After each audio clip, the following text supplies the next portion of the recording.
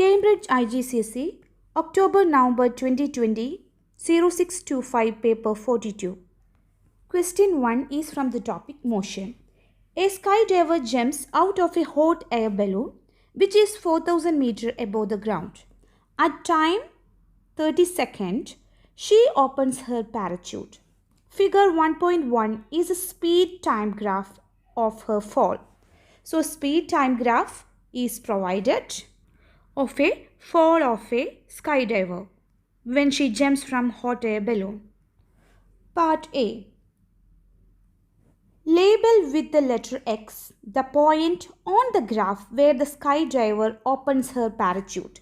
And in order to answer this question, it's clearly mentioned that at time 30 seconds, she opens her parachute. And the same question is asked here. Label with the letter X the point on the graph where skydiver opens the parachute. So as it is time at 30 seconds, we can look at the graph. Which point represent time 30 seconds? So you can see the x-axis represent time, and at this point where time is 30 seconds. So where you can see at time 30 seconds, just extends the graph, and where it meets 60 also. So this is the point you have to mark as X. Let's go to part 2. Label with letters Y and C the two parts of the graph where the skydiver falls at a terminal velocity. So now you have to mark the letters Y and Z on the parts of the graph where the skydiver falls at terminal velocity. So terminal velocity is the velocity where an object moves with constant or same speed. So now look at the graph. When you observe the graph, you can identify from here till this point, the speed is increasing uniformly as it is a straight line. Then the speed still increases but not uniformly. And in between these points or this section, there is a constant velocity.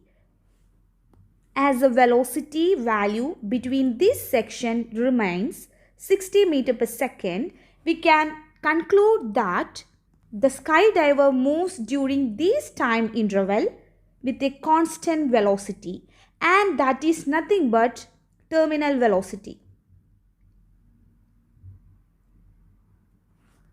So you have to mark points Y and C, any 2 points in the part of the object or the skydiver moving in terminal velocity. So as we have already seen, this horizontal line represents the skydiver falling with horizontal velocity. So any place in between this horizontal line you can represent, or you can label Y and Z. So here and these 2 points you can represent Y and Z. Next, part B.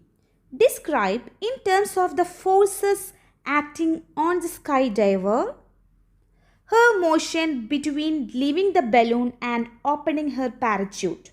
So you have to describe her motion from the start time where she leaves from the balloon till when she opens the parachute, and it's already clear the parachute opens at time 30 seconds. So you have to describe the motion in terms of how the force acting on the skydiver by looking at the shape of this graph.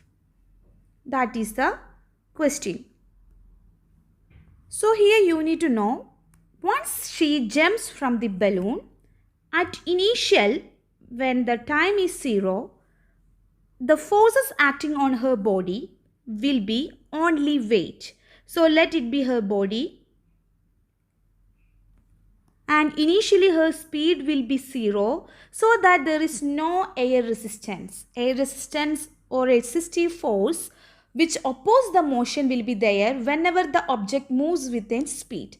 But at the beginning, time is 0, the initial velocity will be 0, so that there will not be any opposing force. So only force acting on skydiver will be the weight of the skydiver. Because of the weight or because of a downward resultant force, the body will accelerate downwards. This is very important. It's only due to the weight of her body which is acting downwards, the skydiver will accelerate, or accelerate means speed will increase. But when her speed increases, after particular time, the weight will be still downwards, but as because of the speed of the skydiver, she is falling through the air, there will be a opposing air resistance which will be acting upward. Now there is a force due to air resistance.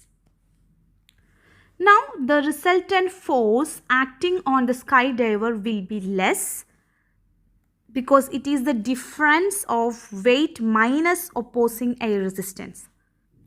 So that the skydiver will start to accelerate less. Or we can say her speed will start to decrease. Or more proper word is acceleration. Downward acceleration will start to reduce.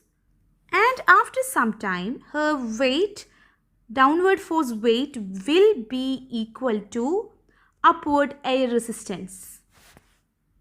In this point, the skydiver's resultant force acting on the body will be 0. As there is no resultant force, the acceleration will be 0. As the acceleration is 0, the velocity will be constant. So this is what happened to the forces acting on the skydiver at different positions of the motion. Now look at the graph. As here you can see, it is a straight line till here, which represent there is weight acting downwards. Because of the weight, the skydiver will be accelerate downwards, so the speed will increase uniformly. But then there will be an opposing air resistance increases, so that the acceleration will gradually decrease. So that increase in speed will not be as same as previously, so there will be a small bending. But after some times, the weight will be equal to upward air resistance, so that the resultant force will be 0, acceleration will be 0, and the skydiver will reach a constant velocity. That is this part. And this velocity or constant velocity is called terminal velocity. So this is what you have to describe.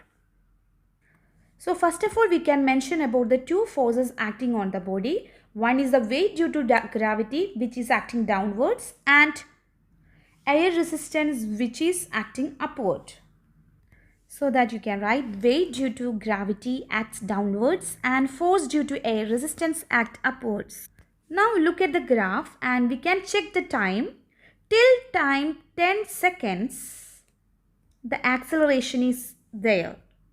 As you can see, till 10 seconds, the velocities keep increasing. So you can write down, up to 10 seconds, there is a downward resultant force as weight is greater than air resistance. Hence, the diver accelerates downwards. After that, no resultant force, hence diver reaches terminal velocity.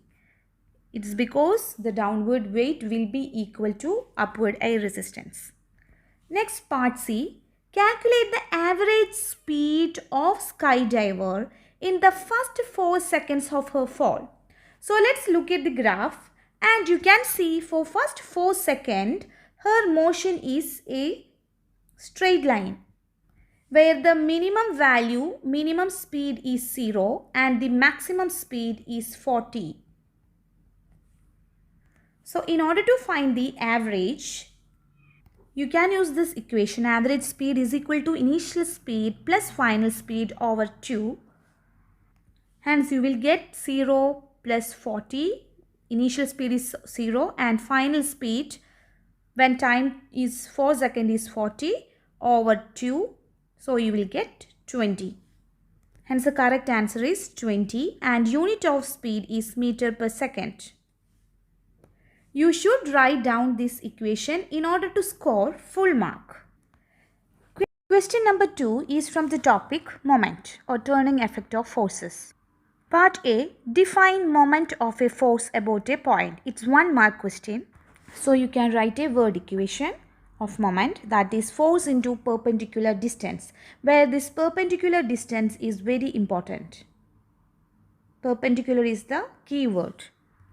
Part B, figure 2.1 shows a uniform rod of wood suspended from a pivot. The rod is held stationary by a horizontal force F acting as shown. The mass of the rod is given, that is 0.080 kilogram. Calculate the weight W. As the mass is given, you can calculate weight very easily using the equation W is equal to mg. Weight is equal to mass into acceleration due to gravity or gravitational constant. So mass is given 0.080 times g value is constant 10. So you will get an answer 0.80 Newton. So the answer is 0.80 Newton. You should write the unit of weight. Weight is force, so the unit is Newton. Part 2. The moment of weight W about the pivot. So in order to calculate moment of W, we need the equation. So the equation of moment is nothing but force into perpendicular distance from pivot, where force is nothing but the weight of the uniform rod, which we have already calculated in the previous part. So the weight is 0.80 Newton, but you need to find out the perpendicular distance also. So in order to calculate or find out the perpendicular distance, let's go back to the figure. Hence, here the pivot is this one and weight is acting at this point. So let's draw the line of action of force or line of action of weight acting. Just extend a line in the same direction where weight directs. Now from the pivot, the perpendicular line to the line of action of force is this distance. This distance make a perpendicular from the line of action of force to the pivot. So this distance is already given, that is 0.25. So this is the distance you have to take. Now you can substitute in the equation where force is weight, that is 0.80, which we have calculated in the previous part, times perpendicular distance, that is 0.25. So let's substitute these values and you will get answer is 0.20. So the moment is 0.20, but you have to include the unit, that is Newton meter, because equation is force into distance. So unit of force Newton and unit of distance meter. Next part, part 3. The moment of F about the pivot. So the moment, next part you have to calculate what is the moment due to the force F. This force F. So you have to calculate the moment due to force F about pivot.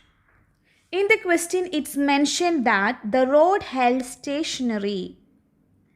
This is a very important keyword for the questions from turning effect of forces or turning effect of force from a pivot.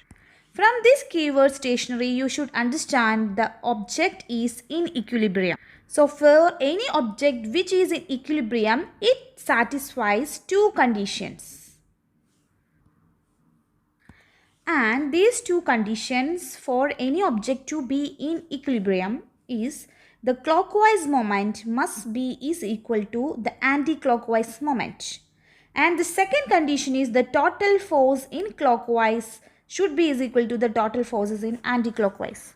So in here, actually two forces acting on this rod. One is weight. Weight will cause this rod to have a clockwise moment in this direction, whereas the force F will also cause a moment in this rod which will be anti-clockwise moment. And since it's already mentioned the object is or the rod is at stationary, it is in equilibrium. So you can use the first condition for object to be in equilibrium. That is clockwise moment must be is equal to anti-clockwise moment. So that the clockwise moment due to the weight must be is equal to the moment or anti-clockwise moment due to the force F. So we have calculated the moment due to weight, which is 0.20 Newton meter. So that the moment due to F will be also same as it is in equilibrium. So here the answer is 0.20 Newton meter. So you don't have to use any equation or any calculation. Here you just need to know the concept that for an object which is at stationary means it is in equilibrium. In that case, the total clockwise moment will be is equal to total anti-clockwise moment.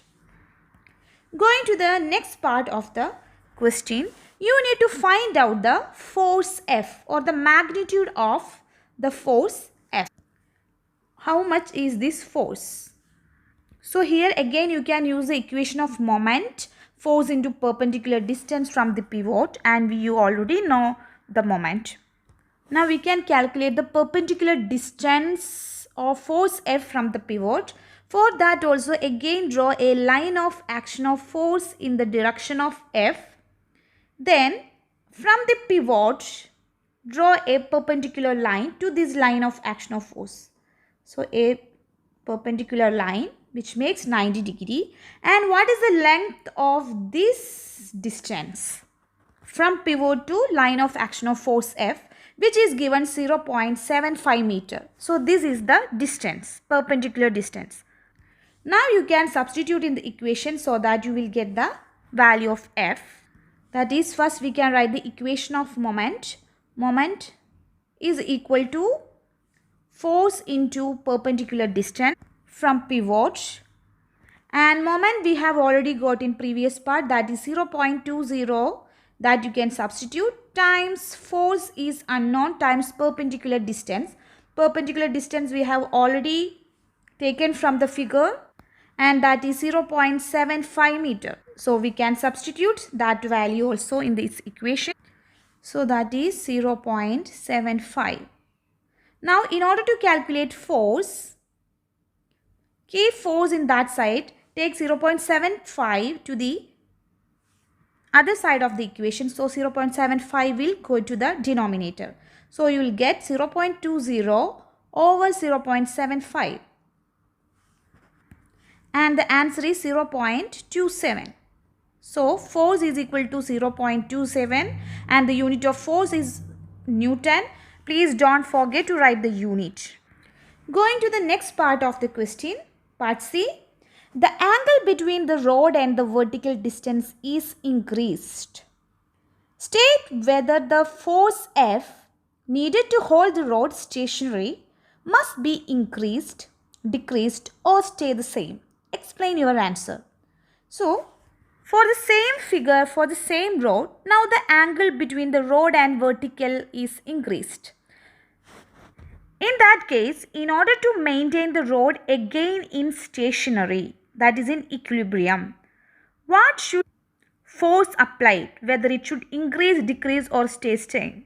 This is the question. So let's go back to the figure and we can check.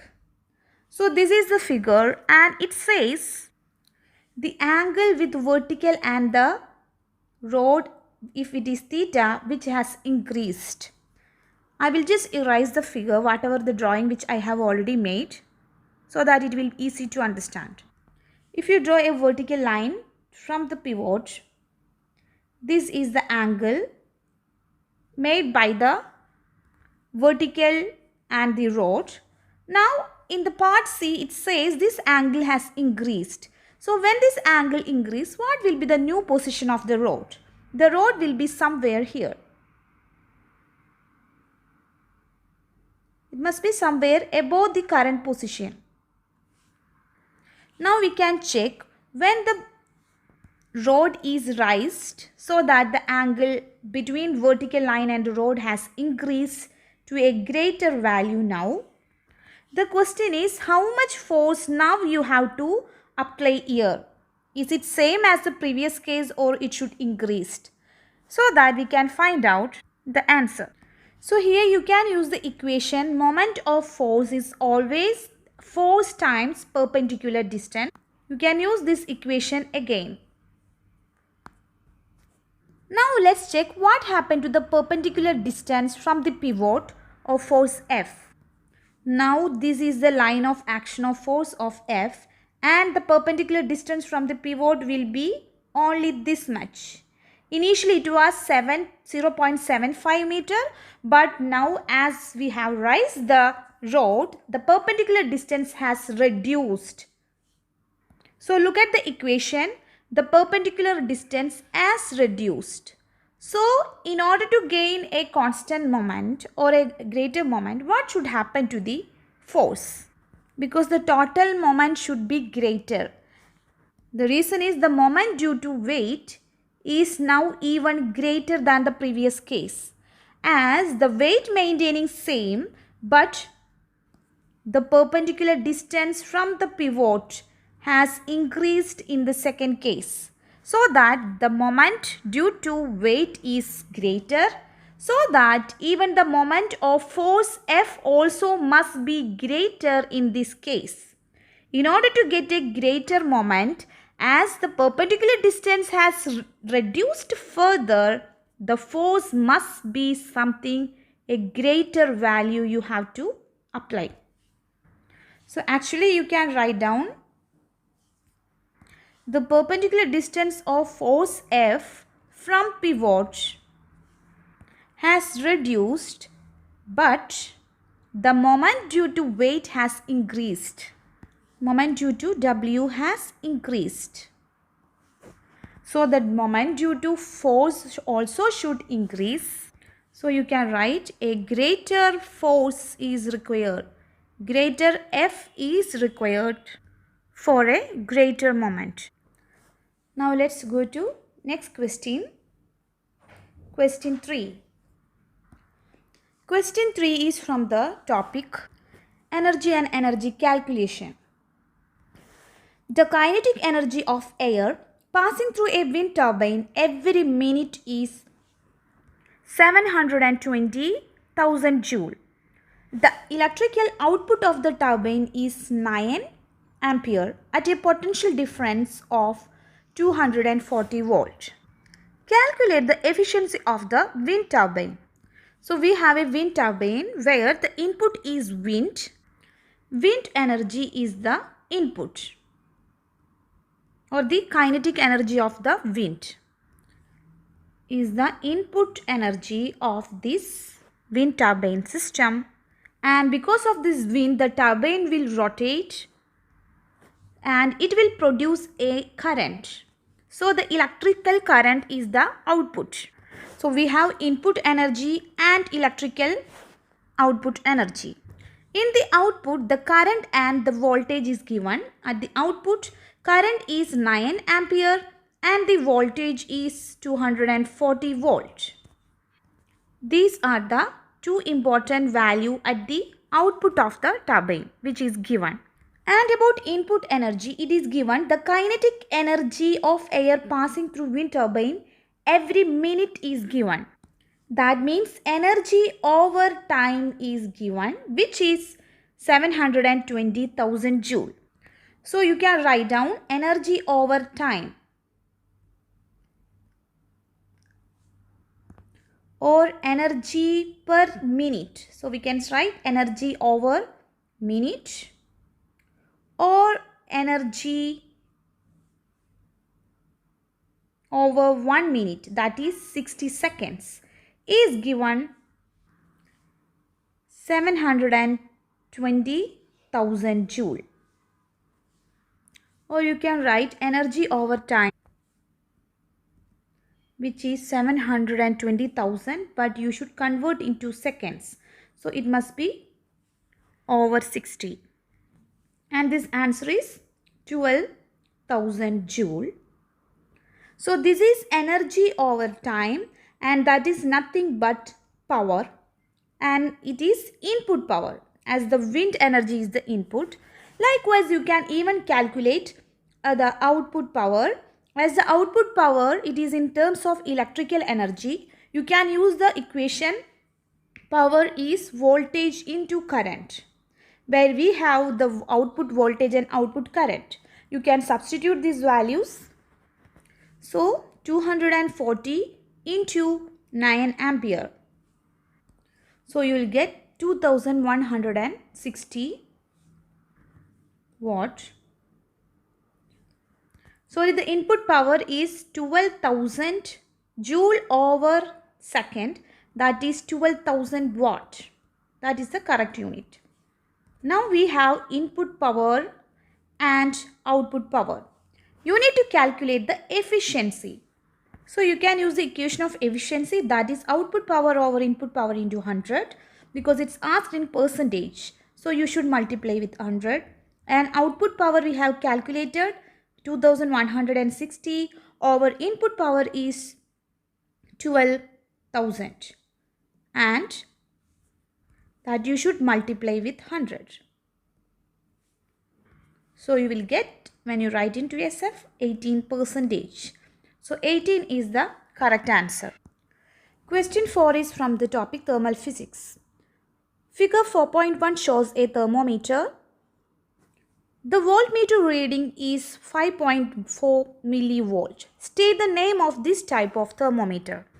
As this thermometer consists of a voltmeter and two wires of different materials, material A and B, it is a thermocouple. So you can write down thermocouple to get 1 mark. Part B, figure 4.2 shows the same thermometer used to measure the temperature of liquid X. With the setup in figure 4.2, the voltmeter reading is 1.7 millivolt. Calculate the temperature of the liquid X measured by the thermometer. So actually here, in order to get the answer, you need to compare both the 0 degree and 100 degree. But now when you change, in the question it mentioned the liquid is changed. Now we have a liquid X and we don't know what is the new temperature here. So let it be an unknown temperature Tx, or you can consider as T2. This temperature is unknown, but the voltmeter reading for this particular temperature is given, and which is 1.7 millivolt. So let it be V2. So we have V1, V2, and you have the temperature, corresponding temperature for the first case is T1. So by taking the ratio, you can find what is the value of T2. That means T2 over T1 will be is equal to the corresponding V2 over V1. And in order to calculate T2, we will get V2 is already there, and you need to take T1 to the right hand side, over V1 is also at the denominator, sorry, V1. So you can substitute the values, that is V2 is 1.7 millivolt and over V1 is 5.4 millivolt. So both are millivolt, so you no need to write milli, that is 10 to the power minus 3, because it will get cancelled. Time T1 is 100.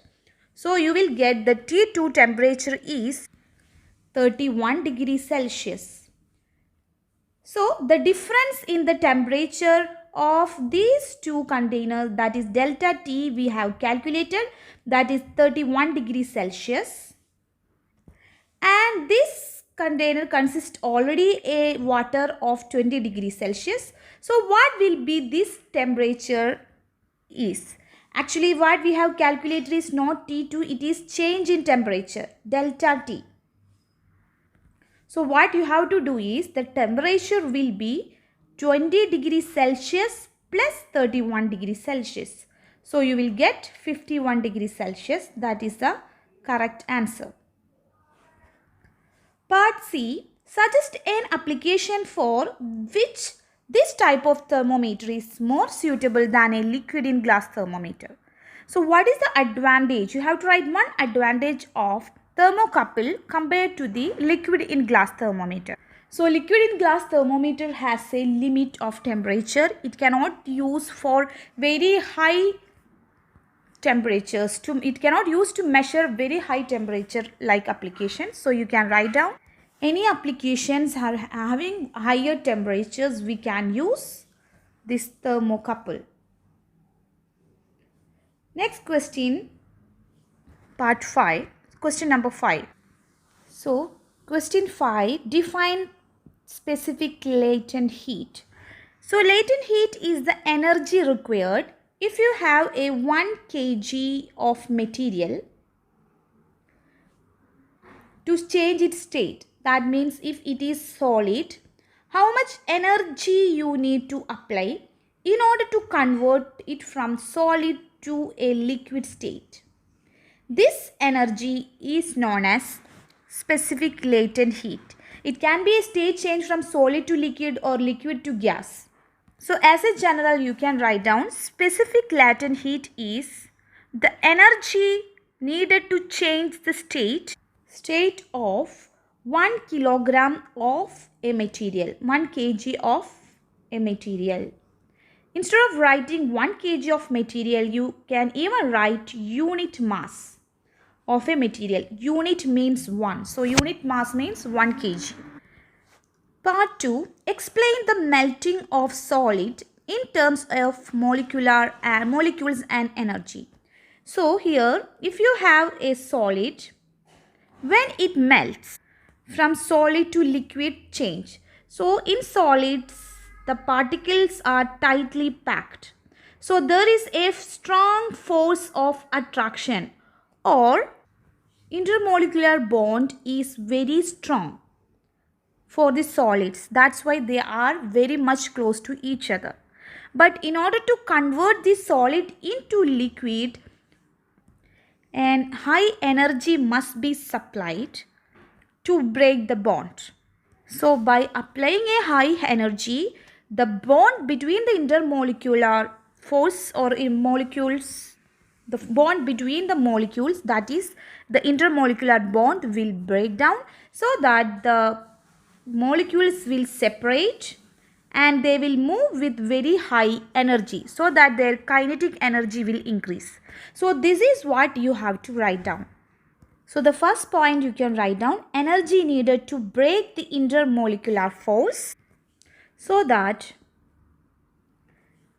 the molecules will be separated. Here the important points are energy needed to break the intermolecular forces. These are the two keywords you must include in order to score 2 marks. Part B. An electrical heater is used to heat a liquid to its boiling point. Figure 5.1 shows the apparatus. When the liquid is boiling, the heater supplies 1.26 millijoule of thermal energy. So the energy is given. The mass reading shown on the balance decreases from 3800 gram to 2300 gram. So the delta M is also given. From this you can calculate. Calculate the specific latent heat of vaporization of the liquid. So our equation for this is energy is equal to change in mass times, that is delta M times specific latent heat. Now you have to find out specific latent heat. So make L as the subject. So you will get L is equal to energy over change in mass, where energy is given 1.26 megajoule. Mega is 10 to the power 6 over change in mass. So here the mass is given in gram, which you should convert into kilogram. So gram to kilogram conversion is divided with 1000. Can be done by dividing the value with 1000. So you will get the mass has changed from 3.8 kilogram to 2.3 kilogram. So delta M is equal to 3.8 minus 2.3, and this change is 1.5. So delta M is 1.5. That is also you can substitute in the equation and you will get 8.4 into 10 to the power 5. So the answer is 8.4 into 10 to the power 5, but the unit energy over mass. As you can see from the equation, latent heat, specific latent heat is energy over mass. So the unit is joule over kilogram. So joule over kg is the unit. Part C. State and explain a precaution to improve the accuracy of the value of specific latent heat calculated in B. So here we can use an insulator to the container so that no heat energy will be wasted to the surrounding. Hence, we can write down, apply insulation to the container to reduce the heat loss. You should write these 2 points in order to score 2 marks. Let's go to question number 6. It is from the topic wave. Figure 6.1 shows a transverse wave produced in a string. On figure 6.1, draw labeled line to show the amplitude of the wave, the wavelength of the wave. So first of all, this is a wave. You have to draw a mean line which should be exactly at the center. You should take a ruler and draw a horizontal line exactly at the center. That is the first step.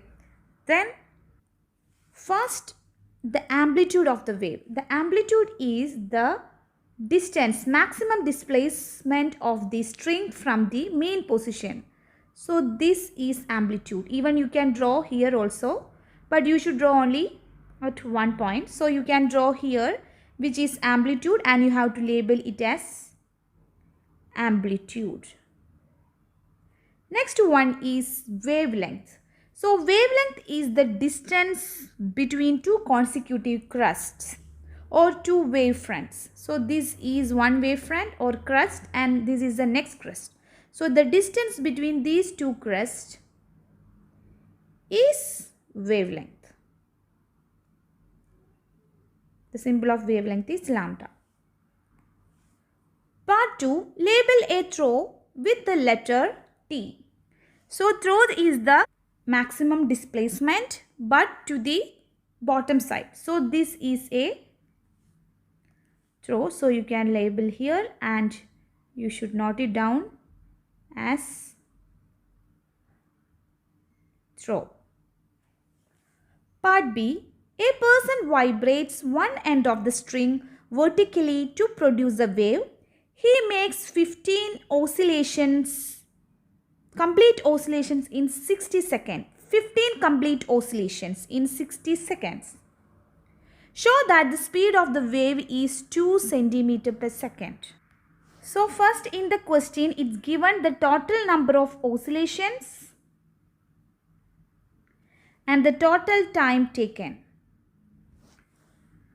So in order to calculate the number of oscillations in 1 second, that is known as frequency, you have to divide the total number of oscillations over the total time taken. So the number of oscillations is 15 and which takes 60 seconds. So you'll get number of oscillations in 1 second, that is frequency, and that is 0.25. And the unit of frequency is hertz. Now you have frequency. Wavelength lambda can be measured by taking a ruler and by measuring the length between two consecutive crusts, and you will get lambda is, that is wavelength, which is 8 centimeter.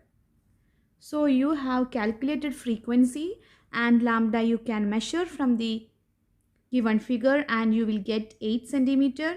In order to calculate speed, you can use the very important wave equation, that is speed of a wave is equal to frequency into wavelength, f lambda.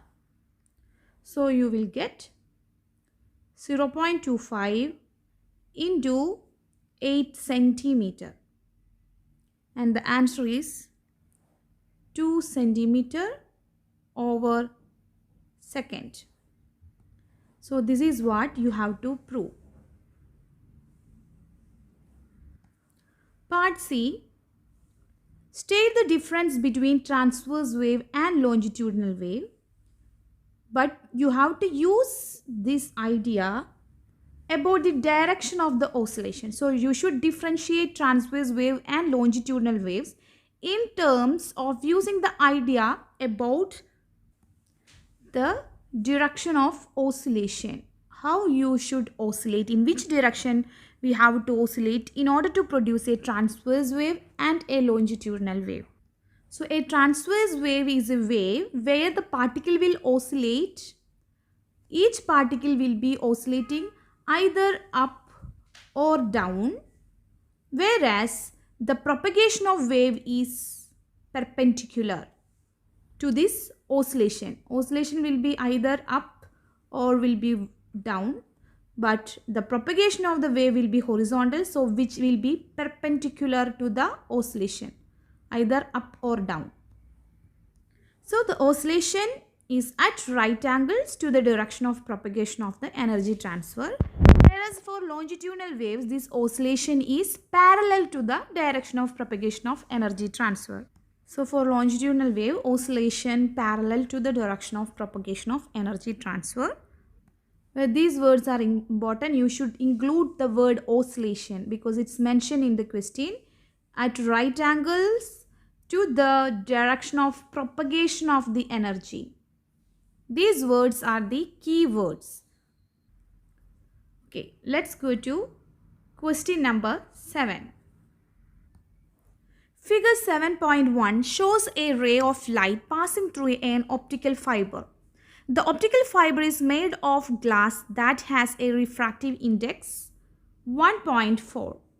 No light refracts from the fiber at point P and Q.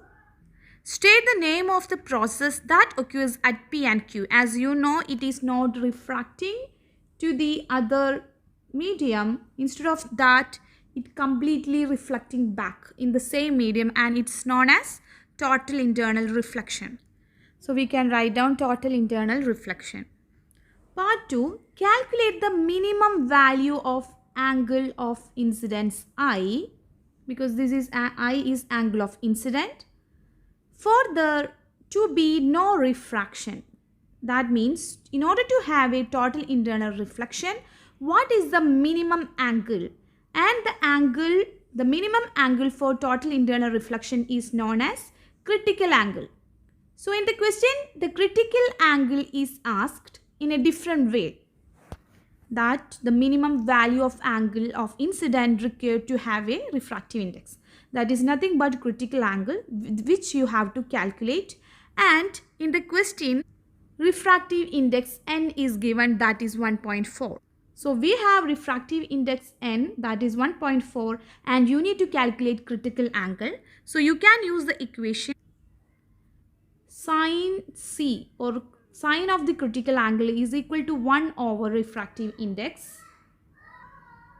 So from this, critical angle will be sine inverse of 1 over refractive index, that is equal to sine inverse of 1 over 1.4, and the answer is 46 degree.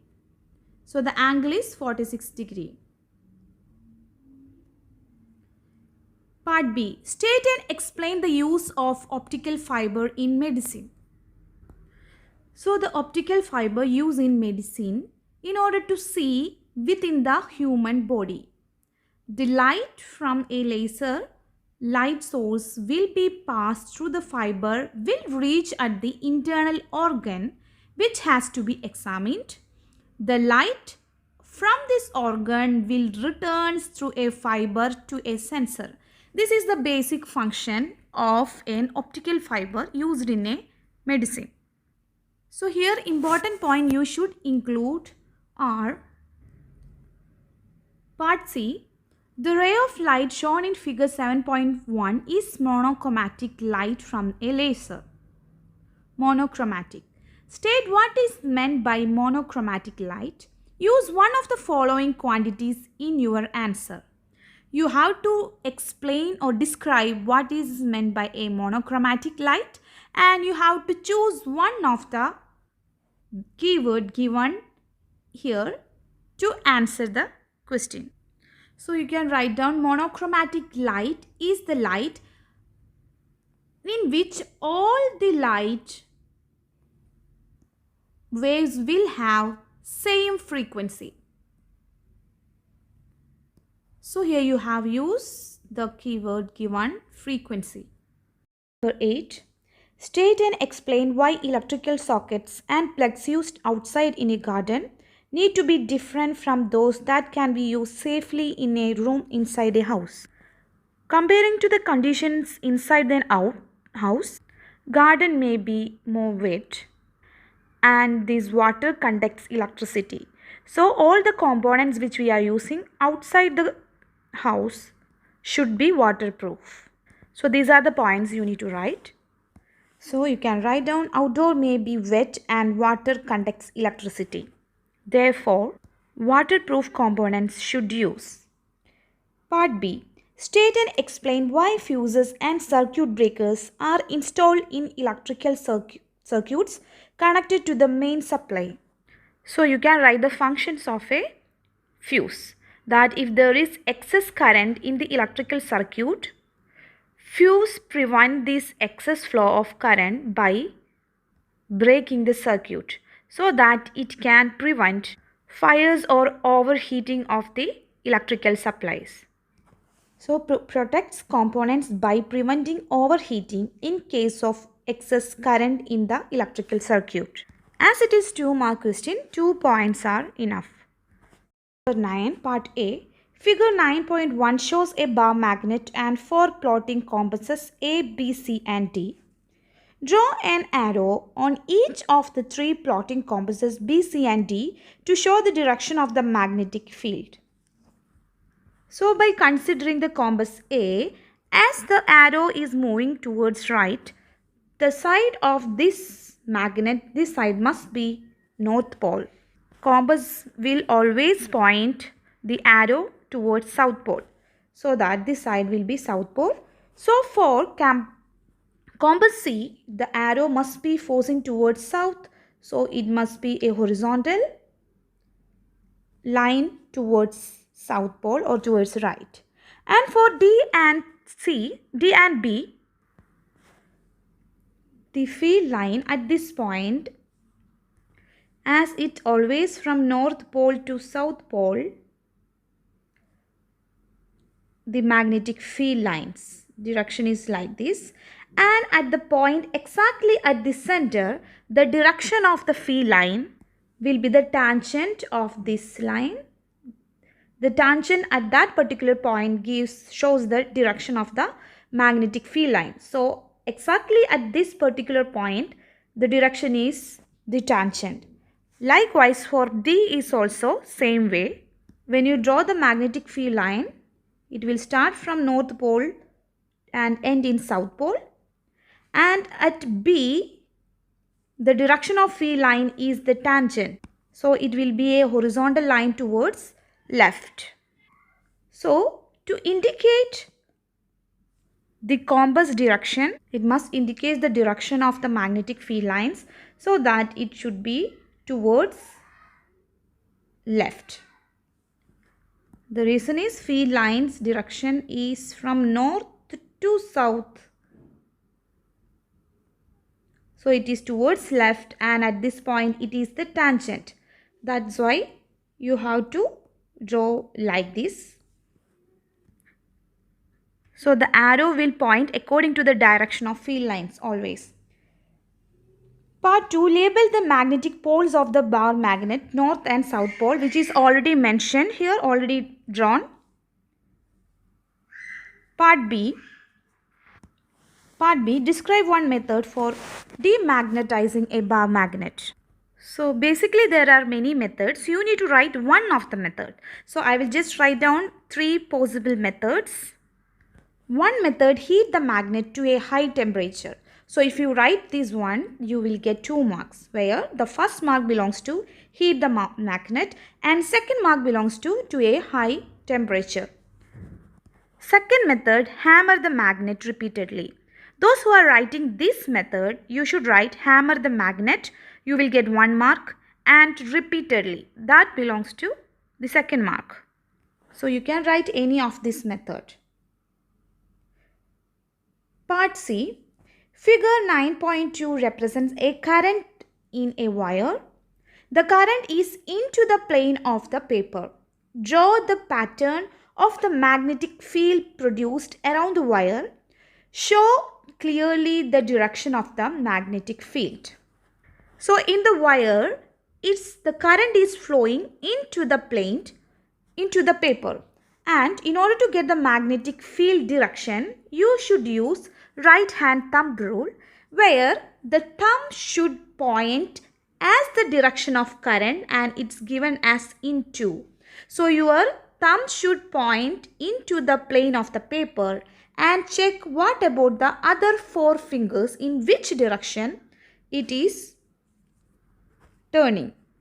So you can see when you keep your thumb according to the same direction of current, which is mentioned as into the plane of the paper. So keep your thumb into the plane of the paper and check what are the other fingers directing to. So you can understand that other fingers are pointing in a clockwise direction. So which represent the direction of magnetic field. So you should draw minimum 3 lines, and all should point in a clockwise direction, and separation between these circles should not be uniform, but it should keep increase. That is the separation. As you can see, it must be greater or increasing. So these are the important things you need to know when you draw the direction of, or when you draw the magnetic field lines. Part 2, the direction of the current in the wire is reversed. The magnitude of the current is unchanged. State the effect that reversing the current has on the magnetic field produced. So now it was initially the current was flowing into the magnetic field, into the plane of the paper. Now it has reversed. That means the current is flowing out of the paper. So what will happen to the magnetic field? As the amount of current I has not reduced or not changed, the field strength will be same. So the spacing between the lines will be same. But as the direction of the flow of current has changed, as it is opposite, the direction of the magnetic field lines will be in anti-clockwise direction. As in this case, the current is moving or flowing out of the plane. So again you can use right hand thumb rule, and it is very clear, then all your fingers will be pointing in a anti-clockwise direction. And as the I value is same, field strength will be same. So only the change in the direction of the magnetic field lines. So you can write direction of the magnetic field reverses. Question number 10. Figure 10.1 shows an incomplete electrical circuit. A student completes the circuit and measures the current in the 6 ohm resistor. On the figure 10.1, draw an ammeter symbol in one gap and straight lines to indicate the wires in the other gaps to show how the student should do this.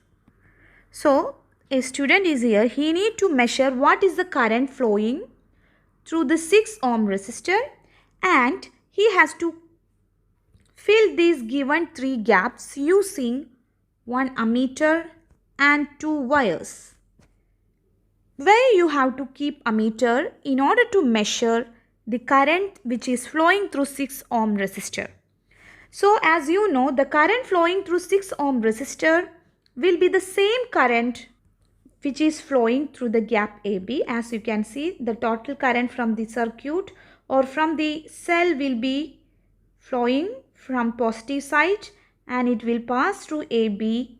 When it is reaches at this junction, the current will split, but when it reaches at the second junction, again it will combine and the same amount of current will pass through 6 ohm resistor. So in order to measure the current of 6 ohm resistor, you can connect ammeter across A and B. You will still get the same reading because the same amount of current is flowing at the both side of the junction. So the other 2 points you can complete by using the wires. Part 2. A voltmeter is connected to measure the potential difference across 4 ohm resistor. On figure 10.1, draw a voltmeter symbol connected in the correct position. So, in order to calculate the voltage or potential difference across 4 ohm resistor, you have to connect a voltmeter across 4 ohm resistor. Voltmeter should always connect parallel or across the points where you need to measure voltage. Part 3. With the circuit completed, the current in the 2 ohm resistor is 2.5 ampere. Calculate the current in 6 ohm resistor. And it is a 4-mark question, so you have to include all the necessary equations and you should show the working. So here it's given that the current in the 2 ohm resistor is 2.5 ampere. So there is a current of 2.5 ampere is flowing through resistor 2 ohm. By using V is equal to IR equation, you can calculate what is the voltage across 2 ohm resistor. As you have R and I value, you can calculate the voltage across 2 ohm resistor. So that first you can calculate the voltage across 2 ohm resistor by using the equation V is equal to IR. We have current that is given 2.5 ampere times resistor is 2 ohm. So the answer will be 5 volt.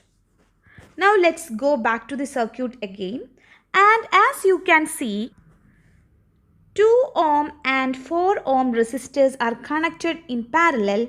The voltage across both the resistors will be same, as the voltage across parallel combination will be always same.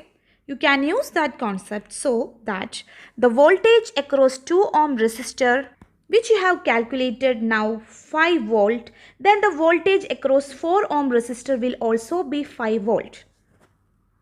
The reason I repeat, these two resistors connected in parallel so that the voltage across parallel combination will be always same. Now you can concentrate resistor 4 ohm where you have R value and you have voltage. So if you have R and V, you can calculate I using the same equation V is equal to IR. So that for the current across 4 ohm resistor will be, you can use the same equation V is equal to IR. From this I is equal to V over R. For 4 ohm resistor, the voltage is again same, which we already understood. Our resistor value is 4. So you will get 1.25 ampere. When you write in 2SF, that is 1.3 ampere. Now you have the current which is flowing through both the resistors. That is, the current flowing through 2 ohm resistor is given, which is 2.5 ampere current, which is already given in this question. And the current flowing through the 4 ohm resistor just now we have calculated, and that current is 1.3 ampere. So the total current flowing through 6 ohm resistor will be the sum of the current 2.5 ampere plus 1.3 ampere. Hence, the total current or current in 6 ohm resistor is the sum of 2.5 plus 1.3, that is 3.8 ampere current. So that is the current flowing through the 6 ohm resistor. Here you can write I total. As it's 4-mark question, please make sure to write each equation and every steps. These all steps are important in order to score 4 marks. Part B. Figure 10.2 shows the same electrical circuit with an alternating current AC power supply and a wire in the gap AB. On figure 10.2, draw a diode symbol in one gap and a straight line to indicate a wire in the other gap so that there is a current from the right to left in the 4 ohm resistor and an alternating current in the 2 ohm resistor. Okay, in this question, we have two gaps, gap CD and EF, and we have one diode. This is the symbol of a diode and one wire. You have to fix this diode and wire any of these gaps and you should achieve the conditions. Here the conditions are: there is a current from right to left in diode 4.0 ohm resistor. So as it is a AC power supply, the current will keep change its direction. But we should get a current which is passing through 4 ohm resistor, which should be always pointing from right to left. That is the condition given. So in order to make this AC current in a unidirectional current or only flowing in one particular direction, you can use diode, because diode is the device which used to make the current to flow only in particular direction, so that you can fix the diode here. And please make sure diode positive should be left. The diode should be in this way you should connect, where positive should be at the right side and negative should be at the left side. Then only the current will flow from right to left, and this is what asked in the question. So you should fix the diode in this way. Then only the direction will be from right to left, or the current will flow from right to left, and there won't be no current will be flowing from left to right, as the diode will be blocking the flow of current in negative side to positive side, so that you can fix the other side, the wire. So through resistor 2 ohm, there will be always an AC current will be flowing. Question number 11. State two differences between nuclear fission and nuclear fusion. So in nuclear fission, nucleus splits, and in nuclear fusion, two nuclei join together. As the name indicates, fusion fuses two nucleus. Fission, it splits. So this is the first difference you can write. And in terms of energy, you can write down fusion is always produces larger amount of energy comparing to the fission. So the fusion produces more energy than fission. Part B. Radioactive traces emitting gamma rays can be used in medicines. The half-life of the source of these gamma rays is 6 hours. Explain why a source of gamma rays used in this way should not have a half-life shorter or longer than about 6 hours. If it has longer half-life, then the radioactive substance will stay inside the body for a long time. Even after the treatment, still this radioactive substance will remain inside the body and it will keep radiating the gamma rays, which will damage the healthy tissues in the bodies. So that is the first point you can write. If it has longer half-life, radioactive substance active in body for longer time. If it has shorter half-life, the time might be insufficient for investigation because the radioactive substance will radiate so quickly and all the substance will finish so quickly. So, the time required to investigate or treat the body part won't be enough. So, the average very useful time is 6 hours. Part 2. Technetium-99 is a source of gamma rays often used as a radioactive tracer. It is produced from molybdenum-99 which emits beta particles. The symbol for the technetium is Tc and the symbol for the molybdenum is Mo. Complete the nuclide equation for this decay.